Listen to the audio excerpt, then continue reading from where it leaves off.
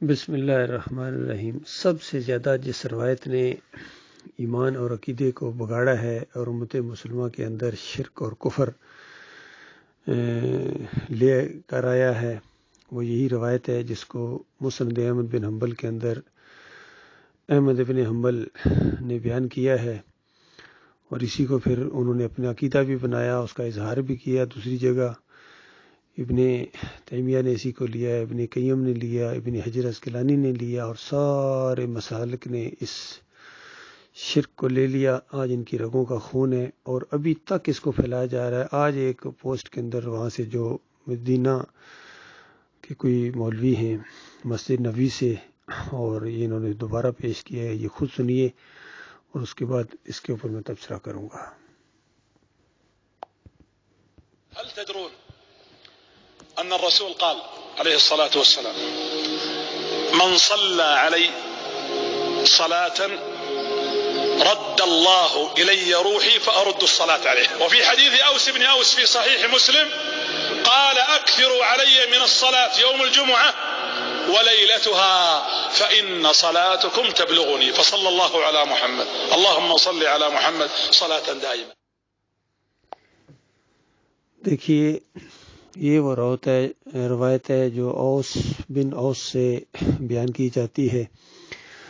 اس روایت کے اندر ایک راوی ہے عبد الرحمن بن یزید بن جابر، اور امام بخاری رحمۃ اللہ علیہ کہتے ہیں کہ اس روایت کے اندر جو بیان کیا گیا ہے کہ عبد الرحمن بن یزید بن جابر ہے، اصل میں یہ عبد الرحمن بن یزید بن تمیم ہے جو منکر حدیث ہے، اور ان کوفیوں نے جان بوجھ کے منکر حدیث کی جگہ صحیح راوی کو لا کے ایک منکر روایت کو صحیح بنا کر پیش کر دیا ہے۔ اس طرح اللہ کے اس بندے امام بخاری رحمۃ اللہ علیہ نے اس روایت کا رد کیا ہے، لیکن بہت کم لوگوں نے امام بخاری رحمۃ اللہ علیہ کی بات کو مانا ہے، اور وہ احمد بن حنبل کی وجہ سے یہ شرک پھیل گیا ہے۔ اس کے اوپر مزید تبصرہ حاضر خدمت ہے۔ یہی وہ گھڑی ہوئی جھوٹی بے ایمان روایت ہے، قرآن کے خلاف، صحیح حدیث کے خلاف،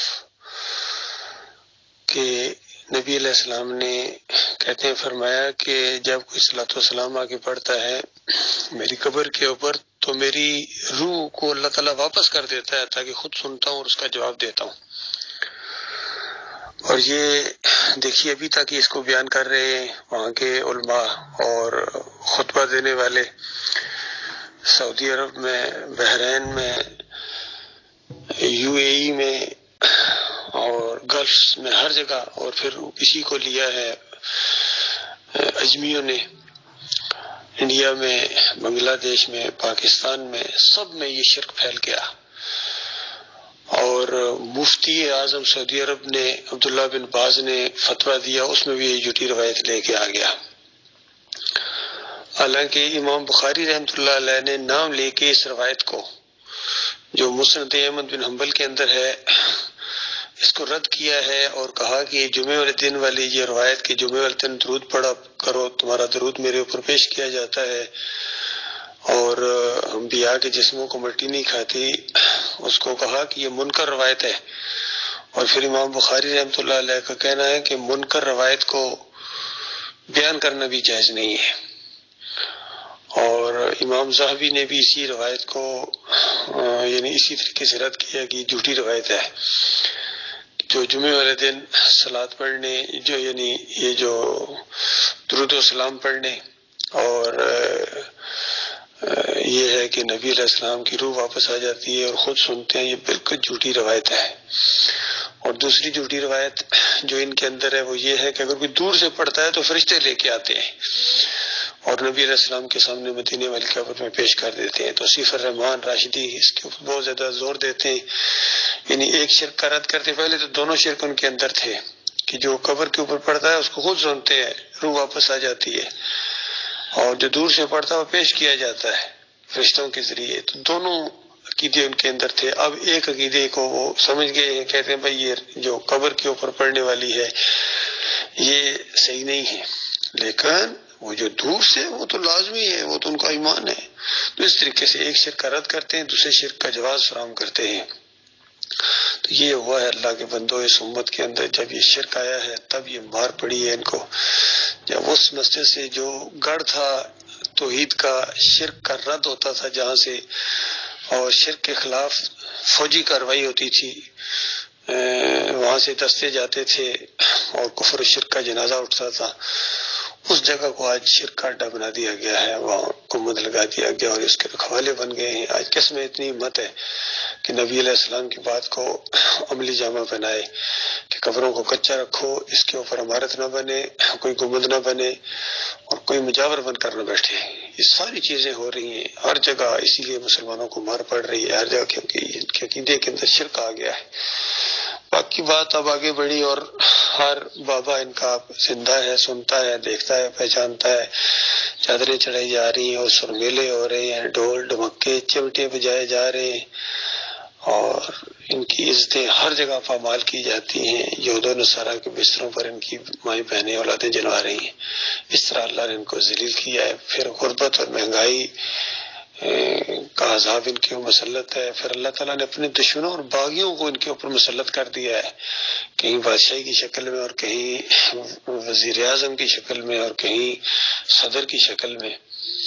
یہ علوی اور نقوی ان کے اوپر مسلط کر دیے، جن کے عقیدے برباد ہیں، قبر پرست ہیں اور شرک کی تھپکیاں دیتے ہیں ان کو کہ میاں سوتے رہو، بالکل صحیح جا رہے ہو. تو یہ ثبوت ہے اس بات کا کہ ابھی تک یہ چیز پھیلا رہے ہیں. اللہ کے بندو اب تو غور کرو. اب اس کے بعد کون سی یہ چیز ہے جس کے اوپر جمے ہوا؟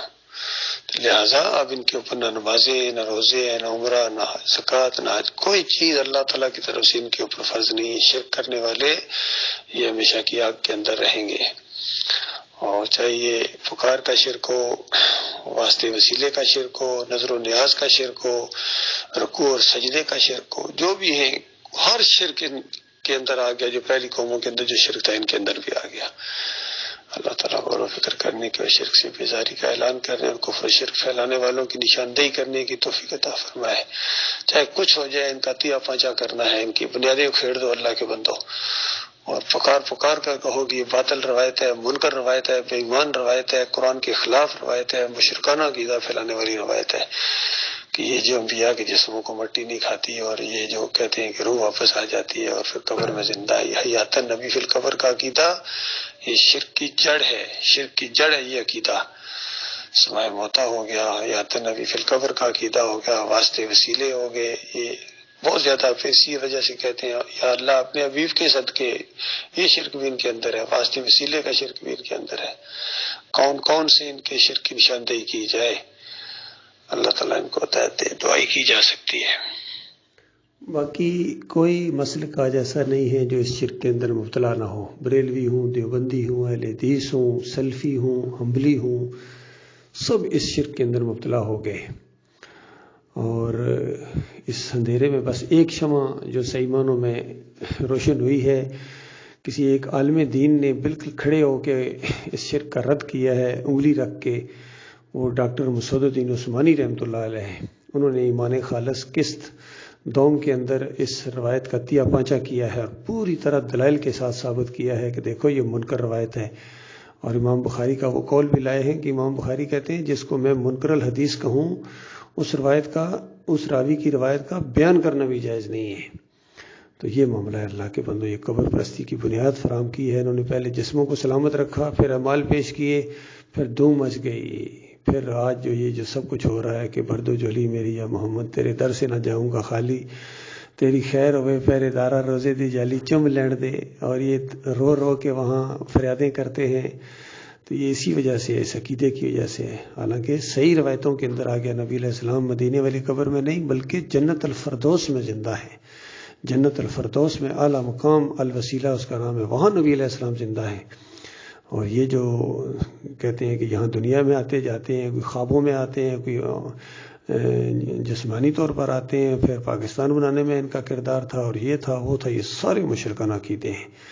اللہ تعالیٰ اس شرک سے نجات دلائے امت مسلموں کو جب تک یہ کفر و شرک نہیں چھوڑیں گی کوئی خیر ان کے اندر نہیں آ سکتی ہے، کوئی تبدیلی ان کے اندر نہیں آ سکتی ہے۔